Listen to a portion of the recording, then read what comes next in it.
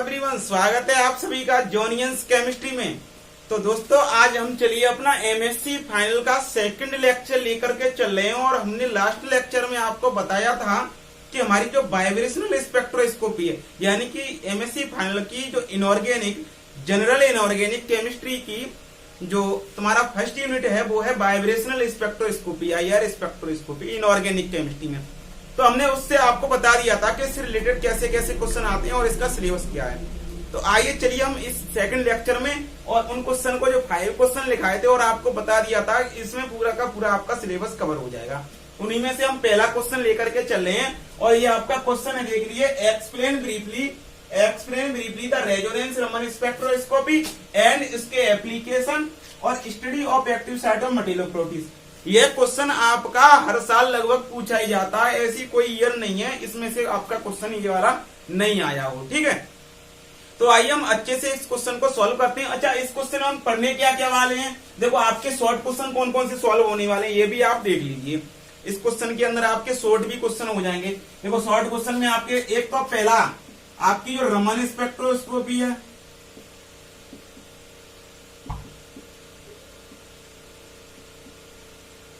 इसका basic idea हो जाएगा। तो आपको मतलब बेसिक आइडिया हो, अगर रमन स्पेक्ट्रोस्कोपी नाम से भी आता है शॉर्ट नोट लिखने के लिए, तो आपको वो भी कवर हो जाएगा।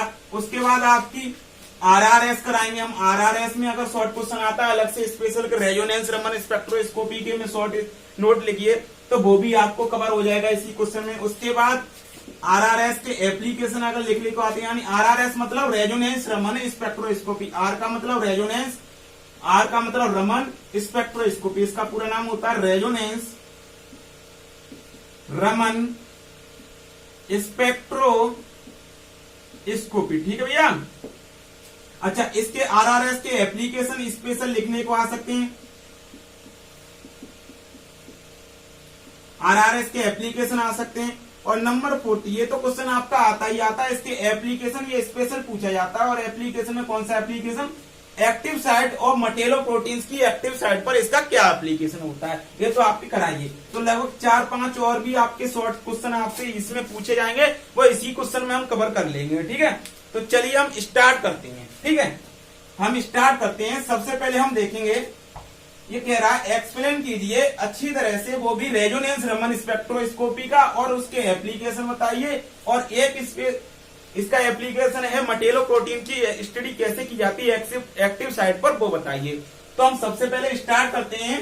क्वेश्चन आपने नोट कर लिया होगा और हमने पिछली बार लेक्चर में भी ये क्वेश्चन लिखा दिया था।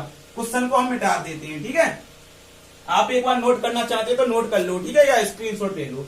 अब हम यहाँ से सॉल्व करना स्टार्ट करते हैं इस क्वेश्चन को, और अच्छी तरह से। ठीक है, और टॉपिक बाय टॉपिक अच्छी तरह से स्टेप बाय स्टेप कवर करेंगे, जिससे कि आपको शॉर्ट क्वेश्चन में भी तकलीफ ना हो। तो सबसे पहले देखिए हम आरआरएस पढ़ेंगे और उसके बारे में जानेंगे कि हमारा आरआरएस क्या चीज है। आरआरएस, इसको हम रेजोनेंस रमन स्पेक्ट्रोस्कोपी कहते हैं। कौन सी भैया, रेजोनेंस रमन स्पेक्ट्रोस्कोपी कहते हैं। ठीक है, रेजोनेंस रमन स्पेक्ट्रोस्कोपी कहते हैं। तो दोस्तों देखो, आरआरएस को समझने के लिए, रेजोनेंस रमन स्पेक्ट्रोस्कोपी समझने के लिए, यानी कि रमन स्पेक्ट्रोस्कोपी के रेजोनेंस को समझने के लिए आपको सबसे पहले रमन स्पेक्ट्रोस्कोपी समझनी होगी कि रमन स्पेक्ट्रोस्कोपी क्या होती है और इसका बेसिक आइडिया क्या होता है, इसके बारे में थोड़ी सी जानकारी लेनी होगी। और जो ये जानकारी है किसी, देखो हम सब्जेक्टिव क्वेश्चन में क्या होता है, हमें यूनिवर्सिटी वगैरह में क्वेश्चन लिखना होता है, तो हम क्वेश्चन अगर उसको शुरुआत से अच्छी तरह से, यानी कि इस क्वेश्चन को सॉल्व वहां से करें जहां से उसका ओरिजिन हुआ है। हम डायरेक्ट अगर रेजोनेंस रमन स्पेक्ट्रोस्कोपी के बारे में लिखते तो अच्छे मार्क्स नहीं आने की गुंजाइश होती है। हम क्या देंगे, पहले हम आरआरएस की बात कर रहा है तो आरआरएस कहां से निकला है, रेजोनेंस उस रमन स्पेक्ट्रोस्कोपी से, तो हमको रमन स्पेक्ट्रोस्कोपी भी समझाना पड़ेगा अच्छी तरह से। उसके बाद आरआरएस पे आएंगे, उसके बाद उसके एप्लीकेशन पर आएंगे, और उसके बाद एक्टिव साइट ऑफ मटेलोप्रोटीन्स की जो एक्टिव साइट होती है उसकी हम एप्लीकेशन पे आएंगे। इस टाइप से शेड्यूल होता है क्वेश्चन करने का, इस तरीके से हमें क्वेश्चन करना होता है। तो सबसे पहले हमें आरआरएस को समझने के लिए, रेजोनेंस रमन स्पेक्ट्रोस्कोपी को समझने के लिए हमको आपको रमन स्पेक्ट्रोस्कोपी समझाना होगा। अच्छा, हालांकि आपने रमन स्पेक्ट्रोस्कोपी प्रीवियस में पढ़ाई होगा, लेकिन फिर भी यहाँ पर हम थोड़ा सा आइडिया आपको देते हैं और ये आइडिया आपको क्वेश्चन में भी लिखना होगा। ठीक है, तो आपको रमन स्पेक्ट्रोस्कोपी समझ लेते हैं। सबसे पहले रमन स्पेक्ट्रोस्कोपी, स्पेक्ट्रोस्कोपी, तो देखिए रमन स्पेक्ट्रोस्कोपी क्या होती है। देखो, हमने लाइट के बारे में फिजिक्स में पढ़ा हुआ है, थोड़ा सा आइडिया दे दूं। हमने फिजिक्स में लाइट के बारे में पढ़ा हुआ है, हमने कई टॉपिक पढ़े हैं। रिफ्लेक्शन ऑफ लाइट पढ़ी है, रिफ्लेक्शन ऑफ लाइट पढ़ी है, रिफ्रैक्शन ऑफ लाइट पढ़ी है, रिफ्रैक्शन ऑफ लाइट पढ़ी है, इंटरफेरेंस ऑफ लाइट पढ़ी है, इंटरफेरेंस ऑफ लाइट पढ़ी है, पोलराइजेशन ऑफ लाइट पढ़ी है, पोलराइजेशन ऑफ लाइट पढ़ी है। इसी प्रकार से एक स्कैटरिंग ऑफ लाइट भी पढ़ते हैं हम। क्या पढ़ते हैं? स्कैटरिंग ऑफ लाइट भी पढ़ते हैं फिजिक्स में। क्या पढ़ते हैं? स्कैटरिंग ऑफ लाइट भी पढ़ते हैं। हमने रिफ्लेक्शन ऑफ लाइट फिजिक्स में पढ़ी है कि प्रकाश का रिफ्लेक्शन क्या होता है, रिफ्रैक्शन ऑफ लाइट पढ़ी है, इंटरफेरेंस ऑफ लाइट पढ़ी है, पोलराइजेशन ऑफ लाइट पढ़ी है। इसी प्रकार से हम एक स्कैटरिंग ऑफ लाइट पढ़ते हैं। तो अगर ये रमन स्पेक्ट्रोस्कोपी है, यह स्कैटरिंग ऑफ लाइट से इसका ओरिजिन हुआ है, तो हमें थोड़ा आइडिया लेना होगा कि स्कैटरिंग ऑफ लाइट क्या होती है और इसका ओरिजिन कैसे हुआ है। तो हमको रमन स्पेक्ट्रोस्कोपी को समझने के लिए स्कैटरिंग ऑफ लाइट समझनी होगी। Scattering of light, scattering of light को पढ़ना बहुत जरूरी है। स्कैटरिंग ऑफ लाइट नहीं समझोगे तब तक आपको आइडिया नहीं होगा कि हमारा रमन स्पेक्ट्रोस्कोपी कहां से आई है और रमन स्पेक्ट्रोस्कोपी एक्चुअली में क्या होता है। तो इधर मैं रफ कर देता हूं, ठीक है।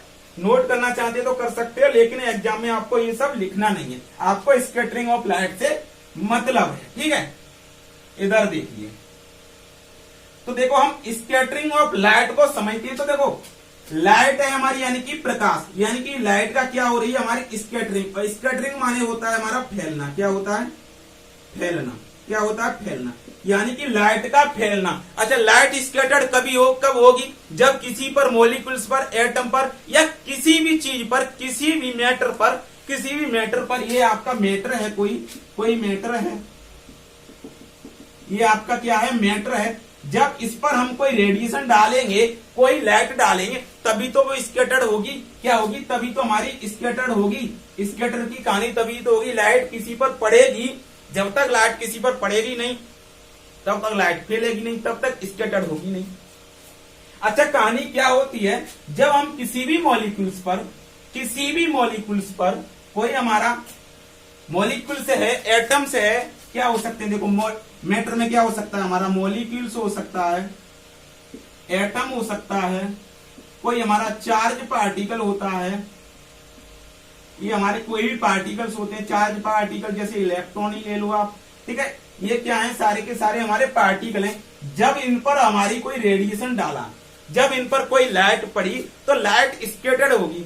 अच्छा, स्कैटर्ड होने के बाद दो कहानी हो सकती है, या तो इस एटम पर, या मॉलिक्यूल्स पर, या पार्टिकल पर। मान के चलो ये हमारा कोई मैटर है, ठीक है, ये मैटर है। ये मैटर हमारा पार्टिकल, यानी कि पार्टिकल हो सकता है। पार्टिकल का मतलब ये मैटर हमारा एटम हो सकता है, ये मैटर हमारा मॉलिक्यूल्स हो सकता है, ये एटम हमारा चार्ज पार्टिकल होता है स्पेशल, यानी कि इलेक्ट्रॉन भी हो सकता है। हम इसको मैटर मान के चल रहे हैं, कॉमन नाम दे रहे हैं मैटर। क्या दे रहे हैं इसका नाम? मैटर। ये हमारा क्या है? एक मैटर है। हमने क्या किया? इस पर हमने कोई लाइट डाली, इस पर कोई लाइट आई। अच्छा, लाइट आई तो लाइट आने के बाद स्कैटर्ड होगी। तो स्कैटर्ड होने की हमारे दो केस हो सकते हैं। पहला केस तो ये है कि इस पर लाइट आई और लाइट आने के बाद, इस पर लाइट पड़ने के बाद, इस पर रेडिएशन पड़ने के बाद, या तो वो रेडिएशन वापस हो जाएगा और वापस होकर के उसकी जो एनर्जी है उसमें कोई चेंज नहीं आएगा, यानी कि no change of energy. No change of energy, no change of energy. पहला केस ये हो सकता है कि हमारा रेडिएशन किसी बार मैटर पर डरा, और मैटर हमारा क्या हो सकता है, पार्टिकल, पार्टिकल है। और पार्टिकल हमारे कौन कौन से हो सकते हैं, देखो हमारा एटम हो सकता है, हमारा मोलिक्यूल्स हो सकता है, मोलिक्यूल्स होता है, हमारा चार्ज पार्टिकल हो सकता है, क्या हो सकता है, हमारा चार्ज पार्टिकल हो सकता है, चार्ज पार्टिकल जैसे हमारा इलेक्ट्रॉन ले लो, ये हमारा है, कुछ भी हो सकता है, ठीक है। इस पर क्या हुआ, हम अभी कॉमन बात कर रहे हैं, कोई हमारा मैटर है, मैटर पर हमने क्या डाला, कोई लाइट डाली, यानी कि कोई रेडिएशन डाला, किसी लाइट का एक रेडिएशन डाला। रेडिएशन डालने के बाद उस पर दो केस हो सकते हैं, वो स्केटर्ड होकर के रेडिएशन वापस जाएगा, स्केटर्ड होगा तो उसकी एनर्जी में कोई चेंज नहीं हो सकता। यानी कि जिस एनर्जी से आपका ये रेडिएशन आया इस मैटर पर पड़ा और उसी एनर्जी से स्कैटर्ड होकर के वापस चला गया, यानी कि उसकी एनर्जी में कोई चेंज नहीं आया। दूसरी कंडीशन आपकी ये हो सकती है कि जो हमारा रेडिएशन जिस एनर्जी से इस पर पड़ा, इस मैटर पर डाला गया, जो रेडिएशन ये लाइट है, ये लाइट का ही रेडिएशन रहेगा, जिस एनर्जी से इस मैटर पर पड़ा और उसकी एनर्जी चेंज हो गई, यानी कि जिससे डला वो एनर्जी जब स्कैटर्ड हुई वह सेम एनर्जी नहीं हमको मिली, यानी कि जिस एनर्जी से इस मैटर पर कोई रेडिएशन डाला वो एनर्जी हमको वापस नहीं मिली, या तो उस एनर्जी में बढ़ गई, इंक्रीज हो गई या डिक्रीज हो गई। कहने का मतलब ये हुआ चेंज ऑफ एनर्जी होगी, क्या हो गई, चेंज ऑफ एनर्जी हो गई,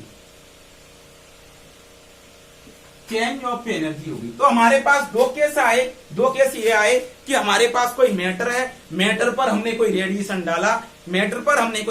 डाला, तो उस रेडिएशन को स्कैटर्ड होने की दो कंडीशन हो सकती हैं, स्कैटर्ड होने की आपकी दो कंडीशन हो सकती हैं।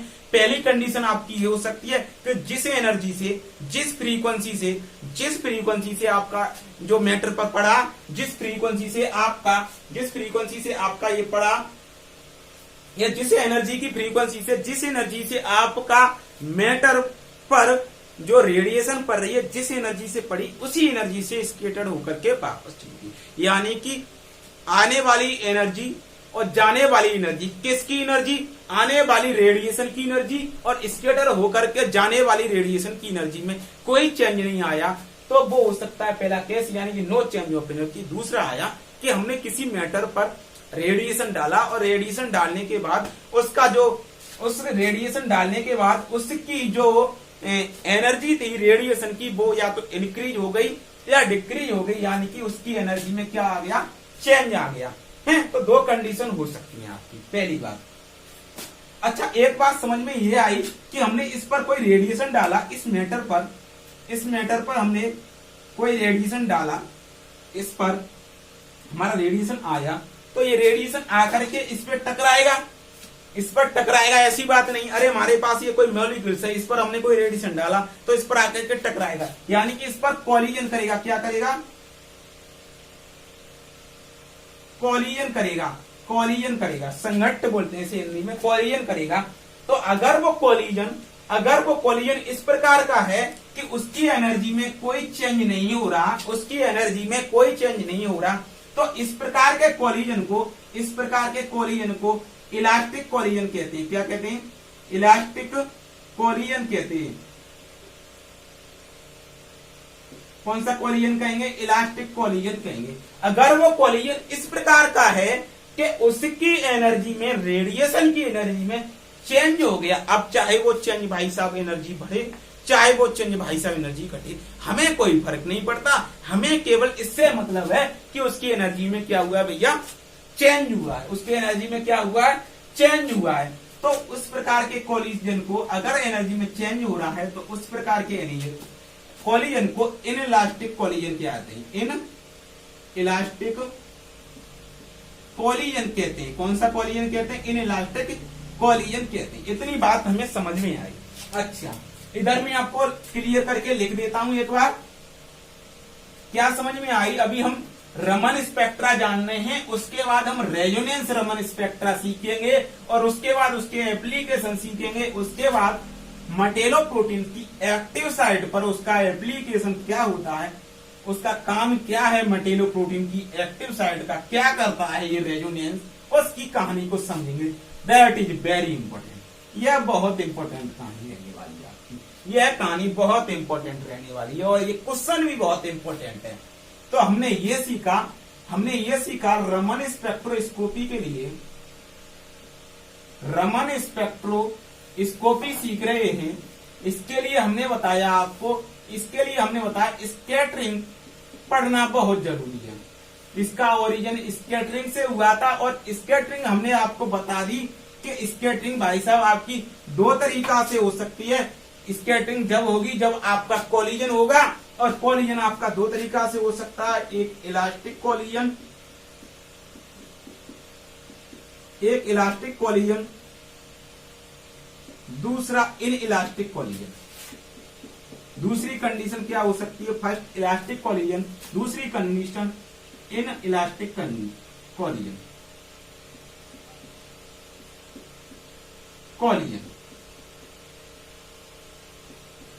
इन इलास्टिक कोलिजन पहली कंडीशन है इलास्टिक कोलिजन, दूसरी कंडीशन इलास्टिक कोलिजन। अच्छा, हमने बताया इलास्टिक कोलिजन जब होता है, जब इलास्टिक दुनिया में कोलिजन होता है, तब आपकी जो एनर्जी, जो रेडिएशन की एनर्जी आ रही है, जिस एनर्जी का आपका रेडिएशन मैटर पर डर रहा है, उसकी एनर्जी में कुछ चेंज नहीं होगा, यानी कि no change of energy, no change of energy, उसकी एनर्जी में कोई चेंज नहीं होगा। ये हमने आपको बता दिया था कैसे नहीं होगा। अच्छा, इनइलास्टिक कोलिजन जब होगा तब कंडीशन ये होगी कि यानी कि चेंज ऑफ एनर्जी, यानी कि जिस रेडिएशन की आपकी, जिस एनर्जी का रेडिएशन मैटर पर डर रहा है, वो उसका चेंज हो जाएगी एनर्जी, उस रेडिएशन की एनर्जी चेंज हो जाएगी।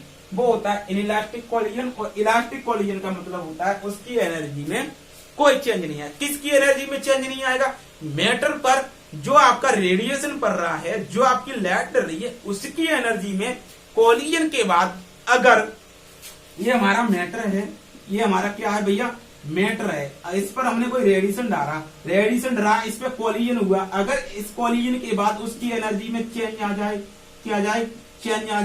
चेंज आ जाए, तो वो इनइलास्टिक कोलिजन है। कौन सा? इन इलास्टिक कोलिजन है। अगर उसमें चेंज नहीं आता तो वो कौन सा? Elastic collision. इतनी सी बात है। अभी तक तो इतनी सी बात समझ में आई कि नहीं आई? यानी कि कोई मैटर है, उस पर हमने कोई रेडिएशन डाला, अगर उस रेडिएशन की एनर्जी में चेंज आ रहा है, उस रेडिएशन की एनर्जी में चेंज आ रहा है, तो वो इनइलास्टिक कोलिजन हो रहा है। अगर उसकी एनर्जी में चेंज नहीं आ रहा तो वो इलास्टिक कोलिजन हो रहा है। कौन सा? इलास्टिक कोलिजन हो रहा है। चलो, अच्छा, जहां इलास्टिक कोलिजन होता है, यानी कि उसकी एनर्जी में कोई चेंज नहीं होता, उसे हम रेले स्कैटरिंग कहते हैं। क्या कहते हैं उसको? हम रेले स्कैटरिंग बोलते हैं। उसको हम रेले स्कैटरिंग बोलते हैं। किसे कहते हैं? जहां इलास्टिक कोलिजन होता है, और उसकी एनर्जी में कोई चेंज नहीं आता, उसकी एनर्जी में अगर कोई चेंज नहीं आता, उसकी एनर्जी में कोई चेंज नहीं आएगा, तभी तो इलास्टिक कोलिजन होगा। तो उसे हम रेले स्कैटरिंग कहते हैं। कौन सी स्कैटरिंग कहते हैं? रेले स्कैटरिंग कहते हैं। और अगर जहां इनइलास्टिक कोलिजन हुआ तो उसकी एनर्जी में चेंज आएगा। किसकी एनर्जी में चेंज आएगा? जिस रेडिएशन की एनर्जी आपकी पड़ रही है फ्रीक्वेंसी पर, जिस एनर्जी का रेडिएशन आपके मैटर पर डाला गया, उसके कोलिजन के बाद उसकी अगर चेंज आ रही है एनर्जी में, तो उसे हम कहते हैं इनइलास्टिक कोलिजन। तो इनइलास्टिक कोलिजन होता है जहां चेंज ऑफ एनर्जी होता है, वहां कॉम्पटन इफेक्ट होता है। कॉम्पटन इफेक्ट, जहां पर फोटोन से डील करते हैं। किससे? फोटोन से डील किया जाता है, वहां पर कॉम्पटन से इफेक्ट होता है। अच्छा, जहां जहां रेले स्कैटरिंग होती है, जहां रेले स्कैटरिंग की बात होती है, वहां पर मॉलिक्यूल्स, जो आपका मैटर है, वो मैटर क्या होगा? मॉलिक्यूल्स होगा। यानी कि आप हमें अभी बता रहे थे, आपको बताया था कि किसी मैटर पर एनर्जी डालते हैं। क्या डालते हैं भैया? एनर्जी डालते हैं। किस पर डालते हैं? मैटर पर। सॉरी, एनर्जी नहीं, रेडिएशन डालते हैं। किसी भी एनर्जी का रेडिएशन डाला, अगर उस मैटर से कोलिजन होने के बाद उसके में चेंजमेंट आया, किसके में?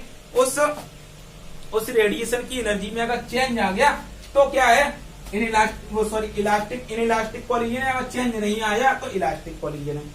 अब वो जो मैटर लिया हमने, कौन सा मैटर, जिस पर हम रेडिएशन डाल रहे हैं, वो मैटर अगर मॉलिक्यूल्स है, क्या है, मॉलिक्यूल है, वो क्या है, मॉलिक्यूल है वो मैटर, तो आपका इलास्टिक ही कॉलिजन होगा, यानी कि उसकी एनर्जी में कोई चेंज नहीं आएगा, यानी कि वहां पर रेले स्कैटरिंग होगी। कहने का मतलब ये हुआ, जहां जहां रेले स्कैटरिंग होगी वहां मैटर को मॉलिक्यूल से डील किया जाएगा, यानी कि वहां पर आपका रेडिएशन मॉलिक्यूल्स पर डाला जाएगा। किस पर डाला जाएगा, मॉलिक्यूल पर डलेगा, ठीक है। अच्छा, दूसरी बात यह है, ये रही कॉम्पिटन इफेक्ट। और कॉम्पिटन इफेक्ट का मतलब होता है आपका जिस रेडिएशन की, जिस एनर्जी का रेडिएशन आपका, जो याद मेरी आई वे खुश रही।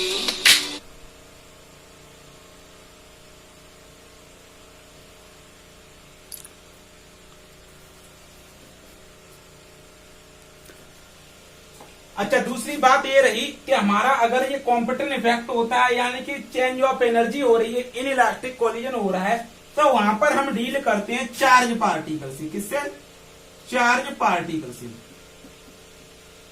किससे डील करते हैं हम, चार्ज पार्टिकल से डील करते हैं। कहने का चार्ज पार्टिकल आपका इलेक्ट्रॉन हो सकता है, चार्ज पार्टिकल इलेक्ट्रॉन हो सकता है, इलेक्ट्रॉन हमारा चार्ज पार्टिकल है, ठीक है। तो कहानी ये आई कि अगर हमारा इनइलास्टिक कॉलिजन हो रहा है, इनइलास्टिक कॉलिजन हो रहा है, और अगर उसके चेंज आ रहा है उसकी एनर्जी में, किसकी एनर्जी में, जो रेडिएशन उस मॉलिक्यूल्स पर या सॉरी उस मैटर पर डाला जा रहा है, और उस मैटर की जगह पर क्या होना चाहिए, यहां पर चार्ज पार्टिकल। क्या होता है, चार्ज पार्टिकल।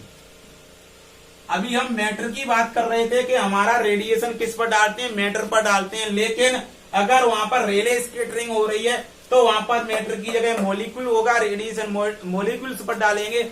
अगर हमारा इनइलास्टिक कॉलिजन हो रहा है, कहने का मतलब अगर हमारा कॉम्पिटन इफेक्ट हो रहा है, तो वहां पर हम रेडिएशन किस पर डालेंगे, चार्ज पार्टिकल पर डालेंगे। फॉर एग्जाम्पल इलेक्ट्रॉन हो सकता है। इतनी बात आपको समझ में आई कि नहीं आई। अच्छा, ये रहा आपका कॉम्पिटन इफेक्ट की कहानी, ये रही आपकी कॉम्पिटन इफेक्ट की कहानी, और ये रही आपकी इलास्टिक की कहानी, यानी कि रेले स्कैटरिंग की कहानी। अब इसी समय जब हमारा इलास्टिक कॉलिजन चल रहा था, यानी कि जब हमारा कॉम्पिटन इफेक्ट चल रहा था, अब जब हमारा रेले स्कैटरिंग चल रही थी, तभी हमारे ग्रेट साइंटिस्ट रमन वैज्ञानिक आए। रमन साइंटिस्ट हमारे इंडिया के वैज्ञानिक थे। उन्होंने क्या किया, उन्होंने ऑब्जर्व किया कि ये जो मॉलिक्यूल्स है, ये जो मॉलिक्यूल हैं, इस पर हम रेडिएशन डाल रहे हैं।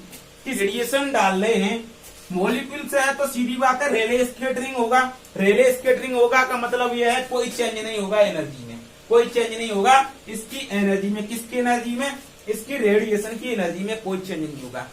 लेकिन रमन साइंटिस्ट थे, उन्होंने क्या देखा, ये टाइम हुआ क्या दोस्तों, बात कुछ ऐसे हुई कि उसी टाइम पर जब हमारा रेले स्कैटरिंग और हमारा कॉम्पिटन इफेक्ट चल रहा था, उसी टाइम पर, उसी समय पर हमारे इंडिया के ग्रेट साइंटिस्ट रमन थे। उन्होंने सर सीवी रमन, जिनका पूरा नाम था, उन्होंने ऑब्जर्व किया। उन्होंने क्या ऑब्जर्व किया, जब किसी मॉलिक्यूल्स पर, मॉलिक्यूल है तो सीधी सी बात है, हम पढ़ चुके हैं रेले स्कैटरिंग होगी। कोई रेडिएशन डाला जा रहा है किसी भी एनर्जी का, तो सीधी सी बात है वो बिना एनर्जी गेन किए हुए, यानी यहाँ तो एनर्जी में change, no change of energy, वापस चले जाएगा स्कैटर्ड होके, यानी कि ना तो उसकी एनर्जी बढ़ेगी ना उसकी एनर्जी घटेगी, वो ऐसे ही वापस चला जाएगा। लेकिन उन्होंने क्या ऑब्जर्व किया, लाखों में एक बार या मिलियंस टाइम में एक बार उन्होंने देखा, उन्होंने ये ऑब्जर्व किया कि जो एनर्जी है सॉरी ये जो रेडिएशन है इस मॉलिक्यूल्स पर, जिस एनर्जी की डाली जा रही है, जिस भी एनर्जी की रेडिएशन इस मॉलिक्यूल्स पर डाला जा रहा है, वो जब स्कैटर्ड होता है तो उसकी एनर्जी में चेंज आ जाता है। क्या आ जाता है, चेंज आ जाता है। क्या चेंज आया, लेकिन ये कंडीशन मिलियंस टाइम में कहीं एक बार दिखाई दी, लाखों टाइम में कहीं एक बार दिखाई दी। उन्होंने ये देखा कि कोई हमारा मॉलिक्यूल्स है, जब उस पर कोई रेडिएशन डाला जा रहा है किसी भी एनर्जी का, अगर मॉलिक्यूल्स पर रेडिएशन डाला है तो हम पढ़ चुके हैं कि उसका कौन सा स्कैटरिंग होगी, रेले स्कैटरिंग होगी, यानी कि बिना एनर्जी के चेंज हुए स्कैटर्ड होकर के वो वापस चली जाएगी रेडिएशन। ठीक है, स्कैटर्ड होकर के। लेकिन उन्होंने देखा, ऑब्जर्व किया लाखों में एक बार, मिलियंस टाइम में कहीं एक बार उन्होंने देखा कि नहीं, वो एनर्जी जिस जो रेडिएशन आपके पास आ रही है उस मॉलिक्यूल से पड़ रही है, वो ऐसे ही वापस नहीं जा रही, लेकिन कई जा तो रही है, लेकिन कई लाखों में एक बार और या मिलियंस टाइम में एक बार ऐसी कंडीशन भी आ रही है कि वो कुछ ना कुछ एनर्जी का, यानी कि या तो कुछ ना कुछ मॉलिक्यूल से एनर्जी लेकर के जा रही है या कुछ ना कुछ मॉलिक्यूल्स को एनर्जी देकर जा रही है। ये कई लाखों में एक बार कंडीशन उनको दिखाई दी। ऐसी कंडीशन दिखाई दी तो इसको ऑब्जर्व किया था किसने? रमन ने देखा था। रमन ने देखा था इस स्कैटरिंग को, स्कैटरिंग ही हो रही है, इस स्कैटरिंग को रमन स्कैटरिंग कहते हैं। क्या कहते हैं? रमन स्कैटरिंग कहते हैं इसको भैया, रमन स्कैटरिंग कहते हैं। रमन स्कैटरिंग कहते हैं इस कंडीशन को। किसको? इस वाली स्कैटरिंग को क्या कहेंगे कि हमारा अगर रेले स्कैटरिंग हो रही है तो रेले स्कैटरिंग में कई मिलियंस में एक बार, मिलियंस टाइम में, लाखों टाइम में एक बार ऐसी कंडीशन भी आती है कि जो हमारा रेडिएशन है वो कुछ ना कुछ एनर्जी को या तो मॉलिक्यूल से लेकर के जाएगा या उसको कुछ ना कुछ एनर्जी देकर के जाएगा। कहने का मतलब है जब उसका स्कैटर्ड होगी ये लाइट मॉलिक्यूल से, तो या तो उसकी एनर्जी बढ़ेगी या एनर्जी कम होगी। ये ऑब्जर्व किया था। ये कंडीशन लाखों में एक बार दिखाई दी उनको या मिलियंस टाइम में एक बार। बहुत छोटी क्वांटिटी हो गई, बहुत छोटी मात्रा हो गई, लाखों में एक बार। तो इसको ऑब्जर्व किया था हमारे स्कैटरिंग को। इस स्कैटरिंग को देखा रमन साइंटिस्ट ने, तो इसका नाम रख दिया रमन स्कैटरिंग। और इस रमन स्कैटरिंग को स्टडी करने के लिए जो आपकी स्पेक्ट्रोस्कोपी यूज की जाती है उसको रमन स्पेक्ट्रोस्कोपी नाम रख दिया। क्या? रमन स्पेक्ट्रोस्कोपी नाम रख दिया। तो आइए समझते हैं थोड़ा सा ये कहानी क्या है, ये कहानी आपकी क्या है। इस कहानी को आप देखते हैं भैया, इस कहानी समझते हैं। अभी तो आपका स्टार्ट हुआ है, ये सारा आपको लिखना है, ये सारा आपको क्या करना है? लिखना है भैया। लॉन्ग क्वेश्चन में, लॉन्ग क्वेश्चन है, बहुत से पेज भरनी होती हैं, ये सारा लिखना है आपको इतना।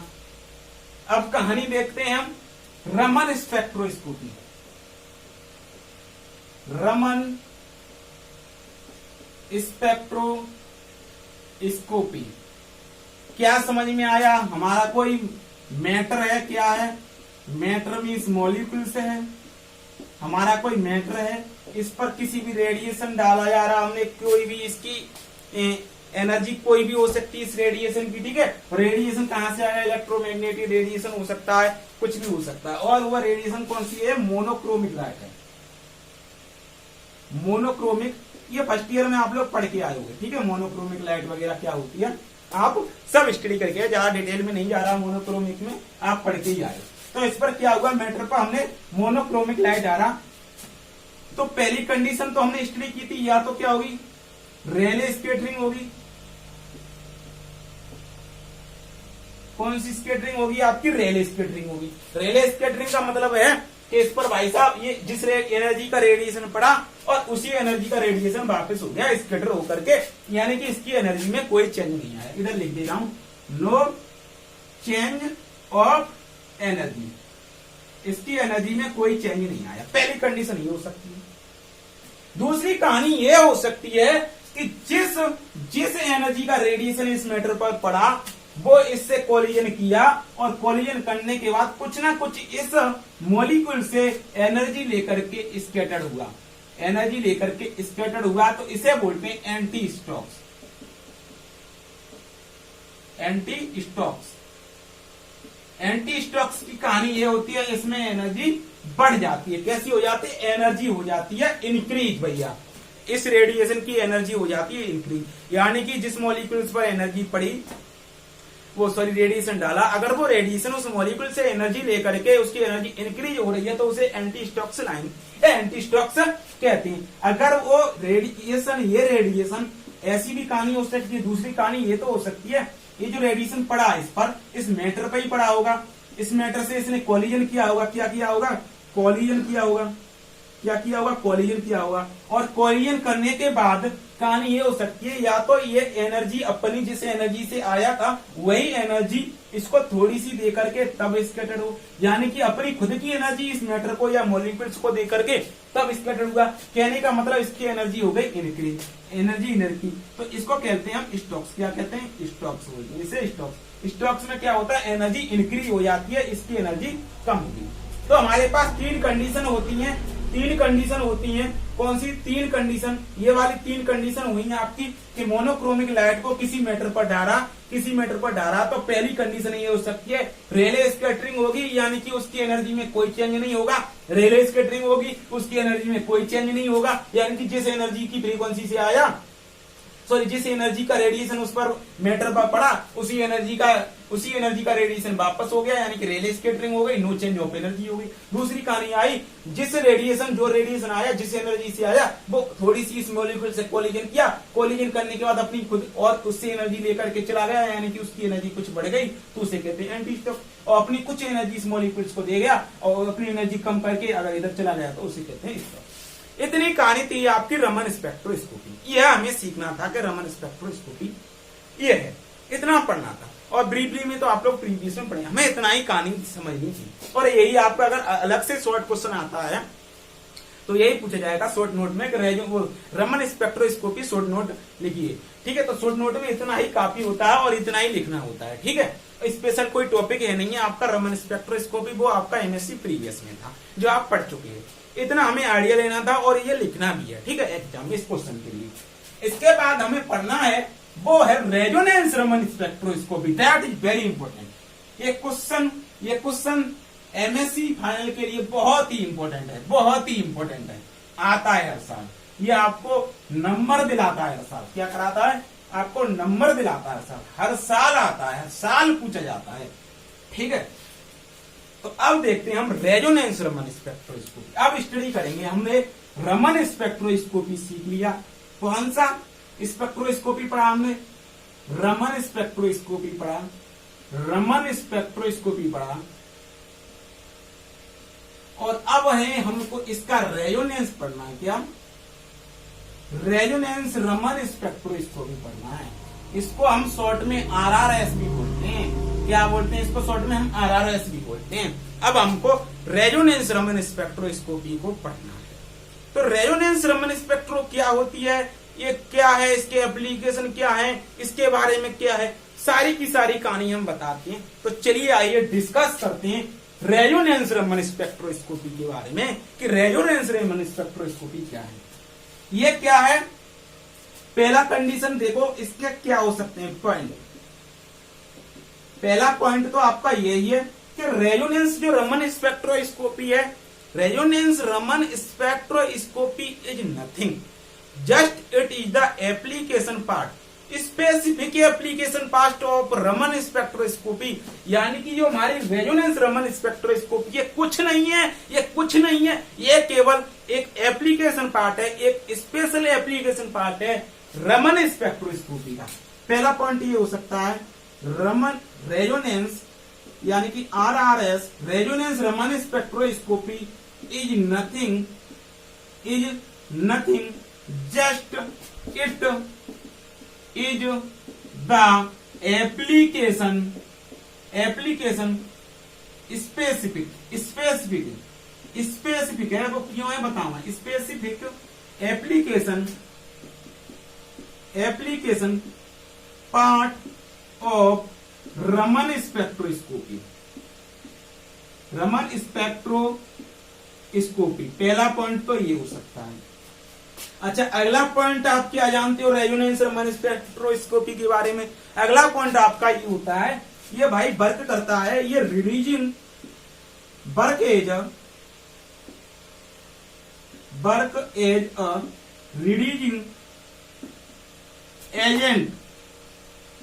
रिलीजिंग एजेंट की तरह ये कार्य करता है। कैसे करता है, इसके एप्लीकेशन पढ़ेंगे तब जानेंगे। अभी केवल ये पॉइंट समझ लो कि resonance Raman spectroscopy just is nothing just it is the specific application part of Raman spectroscopy. और ये क्या करता है, रिड्यूसिंग एजेंट की तरह कार्य करता है। किसकी तरह कार्य करता है, रिड्यूसिंग एजेंट की तरह कार्य करता है। तो थोड़ा आइडिया लेते हैं, ये पॉइंट नोट कर लीजिए, उसके बाद मैं आपको थोड़ा लिखाऊंगा और आपको बताऊंगा भी, ठीक है। ये नोट कर लो, ठीक है। अब देखिए रेजोनेंस रमन स्पेक्ट्रोस्कोपी क्या है, समझ लीजिए, पहले क्या कर लीजिए, समझ लीजिए। अच्छा, एक एक पॉइंट जो मैं यहाँ बता रहा हूं, जो समझा रहा हूं, सारा का सारा छापना है आपको, सारा का सारा क्या करना है, कॉपी में छापना है, ठीक है। पूरा छापना है, छोड़ना कुछ नहीं है, पूरा छापना है। देखो हमने क्या पढ़ा था, अभी हमने रमन स्पेक्ट्रोस्कोपी में पढ़ा कि हमारे पास कोई मैटर है, अगर इस पर हम कोई लाइट डालें और तो इसकी दो कंडीशन हो सकती है, एक तो आपकी रेले स्कैटरिंग हो सकती है, एक तो आपकी दूसरी एंटी स्टॉक्स हो सकती है और आपकी स्टॉक्स हो सकती है। स्टॉक्स में एनर्जी कम होती है, इसमें एनर्जी बढ़ती है, और इसमें ना तो एनर्जी बढ़ती है और ना तो एनर्जी इसकी कम होती है, यानी कि नो चेंज ऑफ एनर्जी होती है, नो चेंज ऑफ एनर्जी होती है। समझना, बात को समझना, रेजोनेंस रमन स्पेक्ट्रोस्कोपी को समझना, दैट इज वेरी इंपॉर्टेंट है, बहुत इंपॉर्टेंट है रमन स्पेक्ट्रोस्कोपी। तो हमने क्या किया, ये जो लेजर डरा है इस पर, ये जो लेजर डाल रही है, जो लाइट डाली जा रही है, ये हमने ट्यूनेबल लेजर डाला है इस पर, कौन सा laser, tunable laser, TUNABL, tunable laser. अगर इस पर हम ट्यूनेबल लेजर डालें तो ये कंडीशन होगी, एक तो आपकी रेले स्कैटरिंग होगी, एक आपकी स्टॉक्स होगी, दूसरी एंटी स्टॉक्स होगी। रेजोनेंस रमन स्पेक्ट्रोस्कोपी को समझने के लिए हमें ट्यूनेबल लेजर समझना बहुत जरूरी है। तो ये देख लिया हम ट्यूनेबल लेजर क्या है, ट्यूनेबल लेजर क्या है।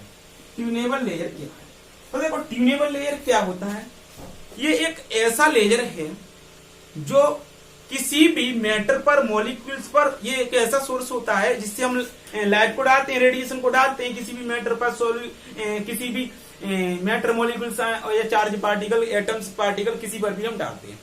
तो अगर ट्यूनेबल लेजर का मतलब ये है, वह लेजर जिसको हम अपनी इच्छा अनुसार, अपनी इच्छा शक्ति से इसकी जो रेडिएशन डाल रहे हैं उसको हम कम बढ़ कर सकें, यानी कि अपने द्वारा सेट कर सकें। अगर हमें इतनी एनर्जी छोड़नी है, 10 जूल एनर्जी छोड़नी है, इतना रेडिएशन छोड़ना है, इतनी हर्ट्ज की फ्रीक्वेंसी छोड़नी है, मान लो 50 मेगा हर्ट्ज की फ्रीक्वेंसी की लेजर छोड़नी है, इतने की ये छोड़नी है, तो हम इससे फिक्स ही छोड़ दें। अगर इसको रिक्वायरमेंट है 20 हर्ट्ज फ्रीक्वेंसी की, 20 हर्ट्ज फ्रीक्वेंसी की रेडिएशन की रिक्वायरमेंट है और इसको 20 हर्ट्ज चाहिए, तो हम फिक्स 20 हर्ट्ज की फ्रीक्वेंसी इस पर डाल सकें, तो यानी कि उसे ट्यूनेबल लेयर से डाल सकते हैं। ट्यूनेबल लेयर ऐसा लेयर होता है जिसे हम एनर्जी की फ्रीक्वेंसी को सेट करके जितनी चाहिए उतनी ही हम डाल सकते हैं, यानी कि इससे एनर्जी को, इससे रेडिएशन को कम बढ़ किया जा सकता है।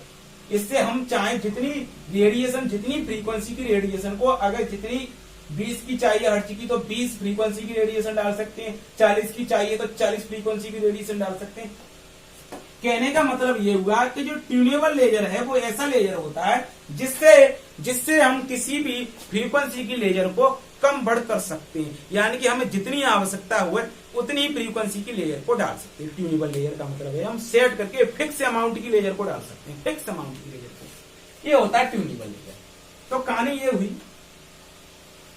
ये हुई कुछ, तो ट्यूनेबल लेजर आपको समझ में आ गया। तो अब आगे की प्रोसेस ये हो सकती है, देखो क्या हुआ, हमने ट्यूनेबल लेयर से इस पर लाइट डाली, रेडिएशन डाला, क्या डाला, रेडिएशन डाला इस मैटर पर, ठीक है, ट्यूनेबल लेयर से डाला। तो इस ट्यूनेबल लेयर की फ्रीक्वेंसी, इस ट्यूनेबल लेयर की फ्रीक्वेंसी और इस पर मॉलिक्यूल्स पर डरी है, तो मॉलिक्यूल्स के इलेक्ट्रॉन ट्रांजिशन होंगे, क्या होगा, ट्रांजिशन होगा इस ट्यूनेबल लेयर की फ्रीक्वेंसी, इस ट्यूनेबल लेयर की फ्रीक्वेंसी जिस फ्रीक्वेंसी से डाली तो ये मॉलिक्यूल्स पर डरेगी, मॉलिक्यूल्स पर ये रेडिएशन आएगा। अब ये मॉलिक्यूल्स क्या होगा, इसके जो इलेक्ट्रॉन हैं वो ट्रांजिशन करेंगे, क्या करेंगे, ट्रांजिशन करेंगे, यानी कि इलेक्ट्रॉनिक ट्रांजिशन होगा, इलेक्ट्रॉनिक ट्रांजिशन होगा। तो इस ट्यूनेबल लेयर की फ्रीक्वेंसी और इस इलेक्ट्रॉनिक इनका कुछ इलेक्ट्रॉनिक ट्रांजिशन होगा, इनको कुछ रिक्वायरमेंट होगी एनर्जी की कि हम इतनी एनर्जी पर इलेक्ट्रॉनिक ट्रांजिशन होंगे, तो इनके इलेक्ट्रॉनिक ट्रांजिशन नहीं आई बात समझ। देखो हमने कोई ट्यूनेबल लेयर डाला और इसमें इलेक्ट्रॉन है, उनका ट्रांजिशन होना है, उनका ट्रांजिशन मान के चलो 20 हर्ट्ज फ्रीक्वेंसी की एनर्जी पर है, और हमने जो ट्यूनेबल लेयर डाली है वो भी 20 हर्ट्ज की डाली है ट्यूनेबल लेयर। कहने का मतलब हुआ है जो हमने ट्यूनेबल लेयर डाली है, जिस फ्रीक्वेंसी, इसकी फ्रीक्वेंसी, ट्यूनेबल लेयर की फ्रीक्वेंसी और इसमें जो इलेक्ट्रॉन है उसके इलेक्ट्रॉनिक ट्रांजिशन की फ्रीक्वेंसी दोनों कैसी हो जाएं, सेम हो जाएं, दोनों सेम हो जाएं, तो उसे कहते हैं resonance. That is resonance, that is resonance, that is resonance. बात नहीं समझ में आई? किस मैटर पर हमने जो ट्यूनेबल लेयर डाली उसकी फ्रीक्वेंसी और इसमें जो मॉलिक्यूल्स में जो एटम हैं उसके जो सॉरी इलेक्ट्रॉन हैं उसकी इलेक्ट्रॉनिक ट्रांजिशन की खुद की, उसके इलेक्ट्रॉन ट्रांजिशन होने चाहेंगे तो उसके इलेक्ट्रॉन की ट्रांजिशन होने के लिए कुछ ना कुछ एनर्जी रिक्वायर्ड होनी चाहिए। तो इसके इलेक्ट्रॉनिक जो ट्रांजिशन की फ्रीक्वेंसी होगी उसकी फ्रीक्वेंसी और इसकी फ्रीक्वेंसी, ट्यूनेबल लेयर की फ्रीक्वेंसी दोनों सेम हो जाती हैं, दोनों सेम हो जाती हैं। जहां दो सौदा सेम हो जाती है वहां पर रेजोनेंस होता है। तो इस कंडीशन को कहेंगे हम रेजोनेंस, इसको कहते हैं रेजोनेंस। और इस कंडीशन के स्पेक्ट्रोस्कोपी का स्पेक्ट्रा अध्ययन करते हैं। इस कंडीशन का अगर हम जहां स्पेक्ट्रा स्टडी करें तो उसे बोलते हैं हम resonance, resonance Raman spectroscopy, resonance Raman spectra. क्या कहते हैं? रेजोनेंस रमन स्पेक्ट्रा कहते हैं।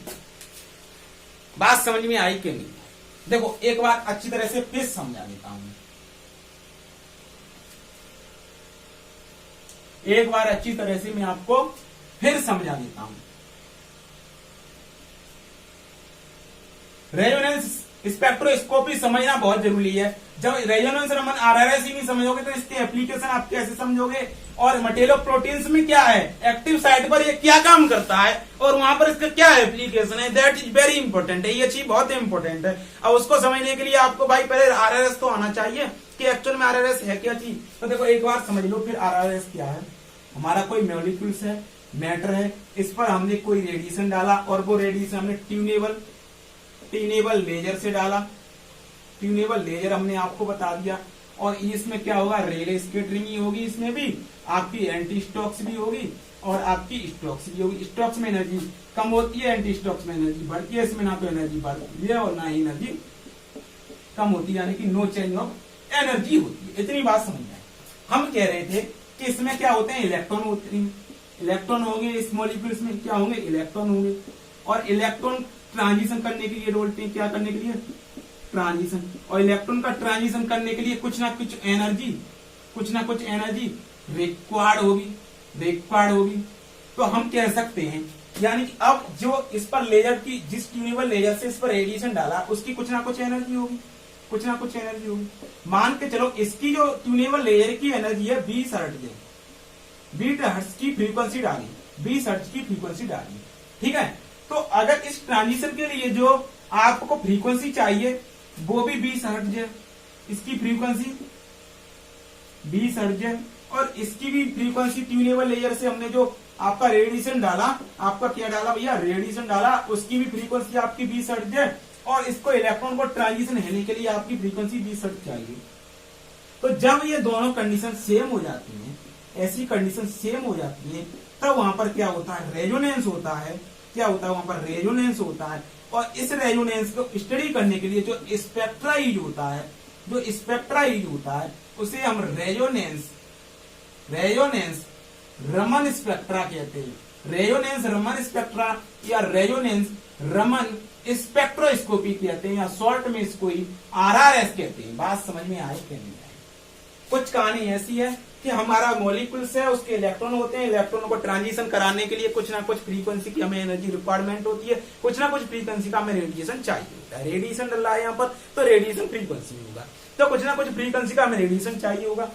अगर इसके इलेक्ट्रॉन ट्रांजिशन का रेडिएशन इतना हर्ट्ज चाहिए, इसके रेडिएशन को इतना 20 हर्ट्ज चाहिए, यानी कि इसकी जो हर्ट्ज की जो फ्रीक्वेंसी, जितनी फ्रीक्वेंसी हर्ट्ज चाहिए उतने हर्ट्ज की फ्रीक्वेंसी ट्यूनेबल लेयर दे रहा है, जितने की इसके ट्रांजिशन करने के लिए चाहिए। जब दोनों सेम हो गई, यानी कि 20 की इधर है और 20 की इधर भी चाहिए, दोनों सेम हो गई, दोनों सेम हो जाती है, वहां कहानी रेजोनेंस की हो जाती है। जहां कहानी रेजोनेंस की हो जाती है तो हम इस कहानी को स्टडी करते हैं। इस कहानी को स्टडी करते हैं जिस स्पेक्ट्रा में, उस स्पेक्ट्रा को कहते हैं रेजोनेंस रमन स्पेक्ट्रा कहते हैं, और इसको ही रेजोनेंस रमन स्पेक्ट्रोस्कोपी कहते हैं, या इसी को शॉर्ट में RRS कहते हैं। इतनी बात आपको समझ में आई होगी, ठीक है। अच्छा, अब इसे हम क्या पढ़ना है, RRS हमको समझ में आ गया कहां से आया है और इसके बारे में क्या स्टडी होता है। अच्छा, तो अब हम थोड़ा सा इसके बारे में पॉइंट लिख लेते हैं। इतनी कहानी आपको समझ में आई, मैंने आपको पॉइंट बताई दिए।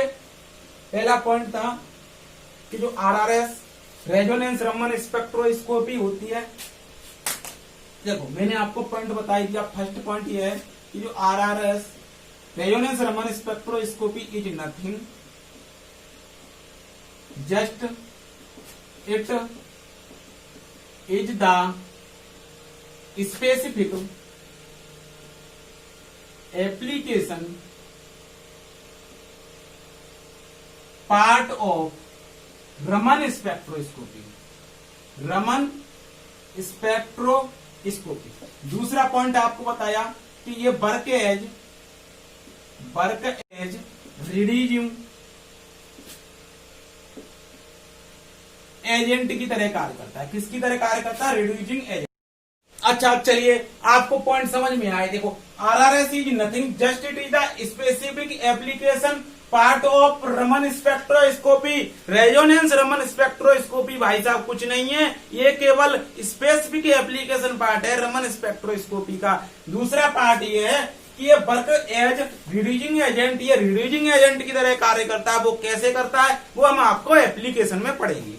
तीसरी कहानी यह है कि resonance Raman spectroscopy gives information about molecular vibrational frequency, कि रेजोनेंस रमन स्पेक्ट्रोस्कोपी मॉलिक्यूल के वाइब्रेशनल मोशन, वाइब्रेशनल फ्रीक्वेंसी के बारे में इंफॉर्मेशन देता है। थर्ड पॉइंट आपका ये हुआ। अच्छा, फोर्थ पॉइंट आपका ये है कि इसका जो फ्रीक्वेंसी रीजन होता है वो 10⁻12 से लेके 10⁻14 हर्ट्ज होता है, जो कि करस्पॉन्डिंग होता है IR रीजन की। किसके करस्पॉन्डिंग होता है? IR रीजन की। अच्छा, आपको फर्स्ट पॉइंट क्लियर हो गया क्या है कि ये एप्लीकेशन पार्ट है, स्पेसिफिक एप्लीकेशन पार्ट है रमन स्पेक्ट्रोस्कोपी का। दूसरा पार्ट आपको एप्लीकेशन में बताएंगे कि रिड्यूसिंग एजेंट की तरह कैसे कार्य करता है, और फोर्थ पॉइंट आपको क्लियर हो गया।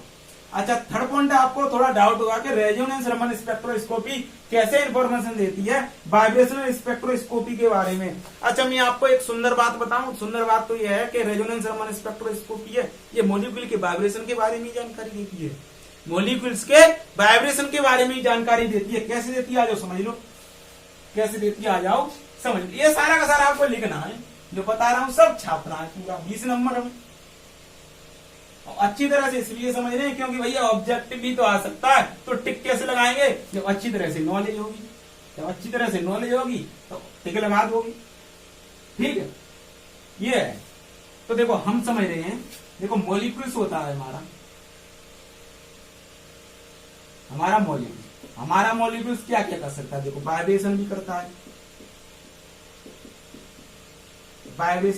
है, रोटेशनल भी करता है, वाइब्रेशनल करता है, रोटेशनल करता है, इलेक्ट्रॉनिक मोशन करता है, इलेक्ट्रॉनिक करता है, ट्रांजिशन करता है। क्या करता है? हमारा एक मॉलिक्यूल कितने मोशन कर सकता है? वाइब्रेशन मोशन, रोटेशनल करता है, इलेक्ट्रॉनिक करता है और ट्रांजिशन कर सकता है। अगर हम बात करें वाइब्रेशनल की और रोटेशनल की, अगर इन दोनों की स्टडी करते हैं, दोनों की साथ में स्टडी करते हैं, तो वो की जाती है रमन स्पेक्ट्रोस्कोपी में। किसमें? देखना, हमें RRS की जरूरत क्यों पड़ी? इन दोनों की अगर हमें साथ में स्टडी करनी है, दोनों की स्टडी करनी है, तो हम पढ़ते हैं रमन स्पेक्ट्रोस्कोपी। अगर हमें केवल और केवल वाइब्रेशनल के बारे में जानना है, वाइब्रेशनल की फ्रीक्वेंसी के बारे में जानना है, उसका स्पेक्ट्रा अध्ययन करना है, तो हमें RRS की जरूरत है। तो हमें किसकी जरूरत है?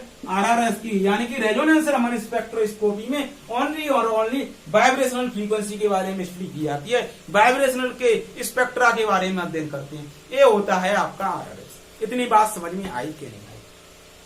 देखो हमने आपको रेजोनेंस रमन स्पेक्ट्रोस्कोपी समझाया, उससे पहले हमने आपको बताया कि रमन स्पेक्ट्रोस्कोपी क्या होती है, और रमन स्पेक्ट्रोस्कोपी से हमने पहले बताया कि ये कहां से आई है। स्कैटरिंग ऑफ लाइट क्या होती है। स्कैटरिंग ऑफ लाइट हमने बताई आपको कि स्कैटरिंग ऑफ लाइट किसी भी कॉलिजन होगा, कॉलिजन 2 टाइप्स का हो सकता है, इलास्टिक कॉलिजन और इनइलास्टिक कॉलिजन। जब कहानी इलास्टिक की होगी तब अलग होगी, जब कहानी इनइलास्टिक की होगी तब अलग होगी। हमने कहा कि जहां एनर्जी चेंज होती है, जहां रेले स्कैटरिंग होती है वहां एनर्जी चेंज नहीं होती, और वहां पर मिलियंस टाइम में कई एक बार ये देखा रमन साइंटिस्ट ने ये देखा कि मिलियंस में कई एक बार उसकी एनर्जी चेंज हुई। जो रेले स्कैटरिंग हो रही है उसकी एनर्जी चेंज हुई। चेंज का मतलब यह है या तो उसकी एनर्जी, किसकी एनर्जी, उसकी रेडिएशन की एनर्जी या तो इंक्रीज हुई या डिक्रीज हुई।